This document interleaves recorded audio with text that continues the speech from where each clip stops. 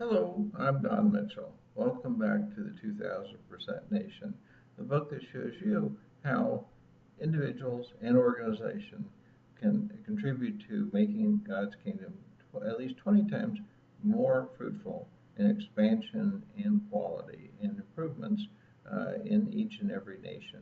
And this chapter 10, we've been looking at how for-profit companies can, by fulfilling their godly purposes, provide much more in these dimensions. In this part of the chapter, I'll be focusing first on profitably solving large social problems to generate at least 20 times more value and social benefits compared to the increased earnings that the company gains as a result. Here I'd like to quote first from Psalms chapter 68, verse 19 in the New King James Version. Blessed be the Lord, who daily loads us with benefits, the God of our salvation. Many people disagree with a for-profit company seeking to solve any social problems, seeing this activity as being outside of what companies can succeed in doing. While that argument often has great validity for many for-profit companies, it's less valid for an organization that has already succeeded in so many dimensions of exponentially expanding God's fruitfulness with his assistance, including those that we've been describing in the first two videos in this chapter. Of course, no for-profit organization should seek to solve any large social problems for which it lacks relevant skills, knowledge, or expertise. Care should be taken to engage just in solving large social problems an organization should have the ability to accomplish with the resources it has and can reasonably expect to obtain. Here's an example of what I mean about how for-profit companies might solve large social problems. Gold mining often involves using arsenic in desert locales for separating gold from the ore, potentially diverting a lot of scarce groundwater for the purpose and possibly leading to dangerous groundwater contamination. While a gold mining company might not have the expertise to find less dangerous and more effective substitutes for the arsenic extraction process, such a mining firm would certainly know a lot about the types of ore from which it needs to extract gold. By working with a knowledgeable organization about how to safely and inexpensively separate different types of materials from one another, improved methods could eventually be developed. Such a search might also involve online competitions to gain valuable solutions from experts outside the industry who have related technical knowledge and sincere interest in making the improvement. Since gold mining companies already use such contests to find more gold, they should be in a good position to conduct online contests to reduce or to replace arsenic with methods that present less risk of harm. If the improved process causes less human and environmental damage, it will probably be less expensive, thus adding to the profit to be gained from solving this significant problem. Many large social problems are just like that. The costs of the problem are enormous. Anyone who can find a better alternative can earn profits from the better way, as well as potentially seeing its own operations become larger and more profitable. One of my favorite examples of this observation involves a large Japanese company that I won't name. For decades, this organization manufactured a product that is required disposing of over 90% of its ingredients as waste. Over time, a student of mine changed the company's perspective, so this waste was seen instead as an ingredient to be turned into quite different products. When the firm succeeded with upgrading its waste into products, its sales and profits grew. Having done well with one sort of waste, the same organization began looking for other for-profit companies that were producing more waste than products. The students' organization then developed custom solutions for reducing others' waste and reusing whatever could not be eliminated by converting it into some higher value form. The organization quickly expanded its expertise to be able to work in this way for a large number of industries that were quite different from its parent company's main activities. Notice how expertise in one industry can quickly lead to becoming expert, developing relevant innovations in other industries. That's just one of the many valuable benefits of creating superior processes for innovation, something a few organizations do now. For-profit companies can also avoid the risk of making expensive mistakes by keeping their innovation activities on limited budgets until the solutions prove themselves. Partnering with outstanding organizations can greatly increase the likelihood of success. The example described in Chapter 9 of Group Danone's venture with Grameen Bank to produce a lower cost nutritious yogurt snack for youngsters shows a great deal of innovation to solve social problems can be accomplished with a relatively small investment of time, money, and effort by a for-profit company. Some will argue that such improvements need to be conducted by the government so that all interests are fairly considered. If you look closely, you'll notice that most government programs to solve social problems are actually conducted by for-profit companies under contracts to government entities. I think this point about the value of government leadership should instead be redirected to address the extent and degree to which regulation and supervision are required to avoid harm in finding and implementing improved solutions. If a for-profit company's leaders are operating under the guidance of the Holy Spirit, it's hard for me to understand what further improvements government supervision or regulation can bring. As some painful experiences have shown, it's fairly easy for elected governments to become subservient to for-profit companies that are merely seeking to feather their nests at public expense and to gain advantages from being filled with large campaign contributors. Whatever route you follow for solving large social problems, be careful to focus on social benefits rather than on some selfish interest. Let's look next at enabling many underemployed people to become highly productive.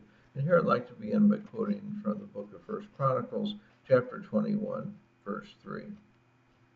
May the Lord make his people 100 times more than they are now. Let me explain what I mean by underemployed people.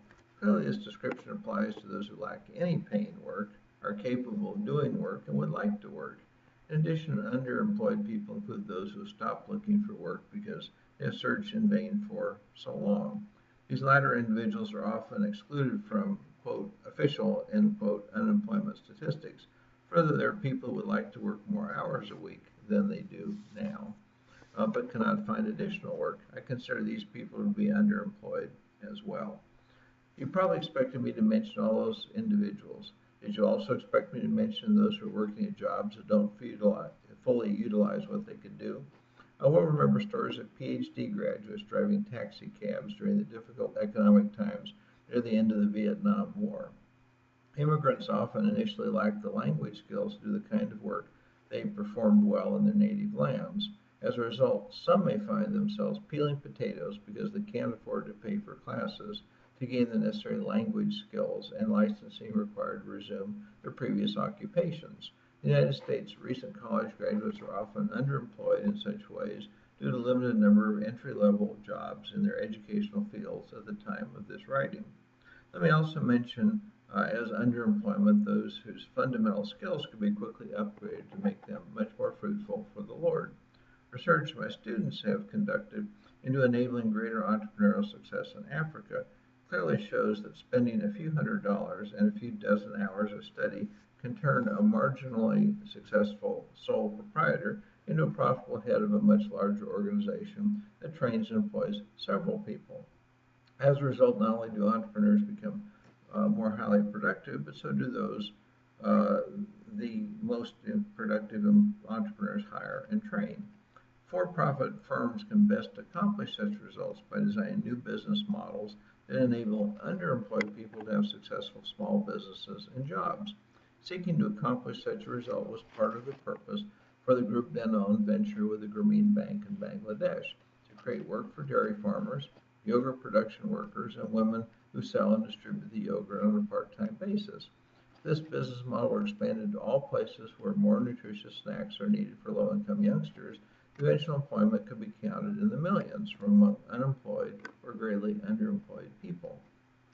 While many companies generously donate funds to their own foundations or community groups that serve such purposes, applying their innovative talents would often accomplish a lot more in less time and at a much lower cost. I invite for-profit company leaders to pray about this subject to determine what the right balance is between donating money and investing in innovative efforts to help underemployed people.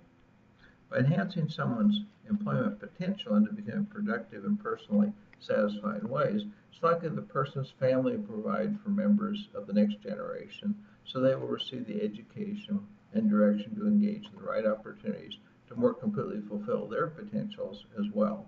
While I know of no research on this point, I also wonder if small enterprises that have been established as part of deliberate efforts to reduce underemployment may not also become engaged in providing or upgrading missing skills of their employees. If an innovative for-profit company provides a model for or becomes a template for doing so, I assume that many of those who are helped by that company will feel encouraged to apply such successful models and templates for reducing underemployment through their own efforts. I also expect that such practices might rapidly spread from one nation to neighboring nations. Under such circumstances, it would be easier for interested people to visit and to learn about successful innovations for reducing underemployment. In addition, a reasonably nearby success will also encourage more people to believe it's possible to succeed. Further, if the copying organization runs into trouble, it can more easily seek help from the innovator. The 400-year project intends to have regional coordinators in place, providing information and support to the leaders of several nations seeking to establish and increase 2,000% nations, adding another strong resource for aiding such improvements. Finally, let's now discuss streamlining the organization's use of the 2,000% solution process to speed it by 20 times the rate and frequency of creating its godly breakthroughs.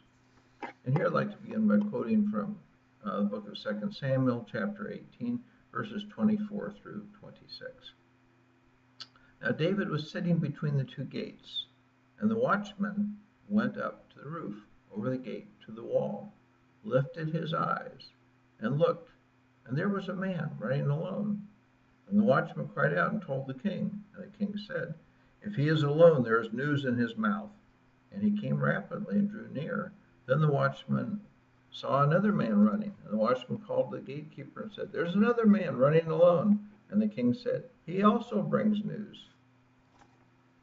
Accelerating the rate of making godly breakthroughs is a subject that I've often addressed in the preceding 400-year project books. I assume you've read about this point elsewhere, or soon will, and just provide here an overview of those recommendations.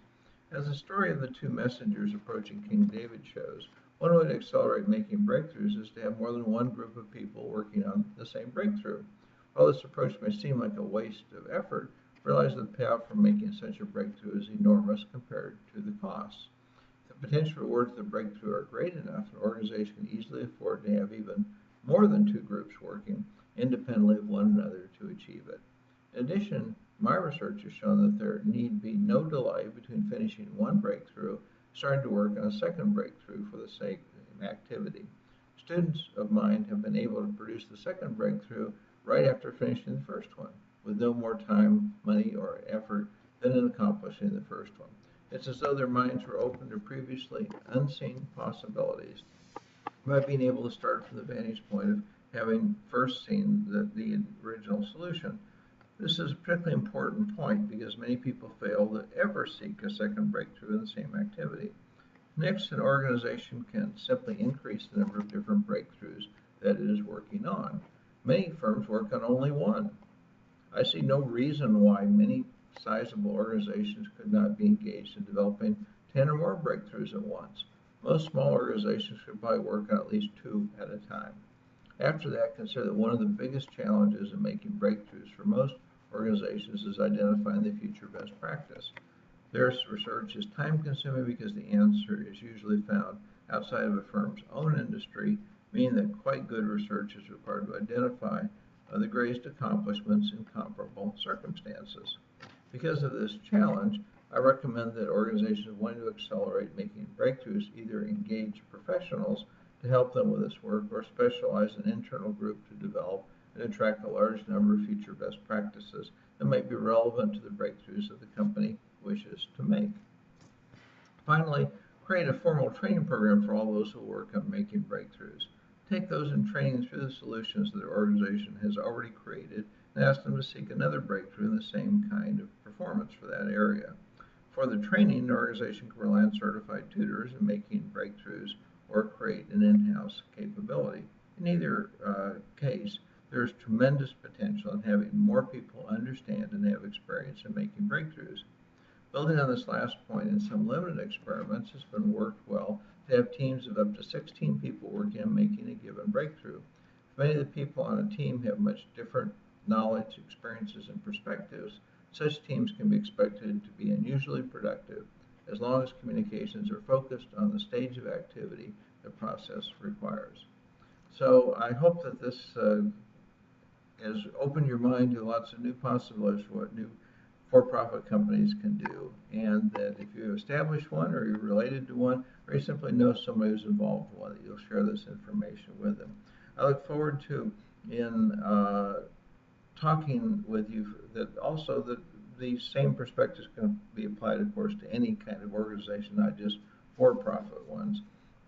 In our next video, we'll be talking about what activities independent professionals who work with organizations should make their top priorities. For the meantime, thank you for your attention.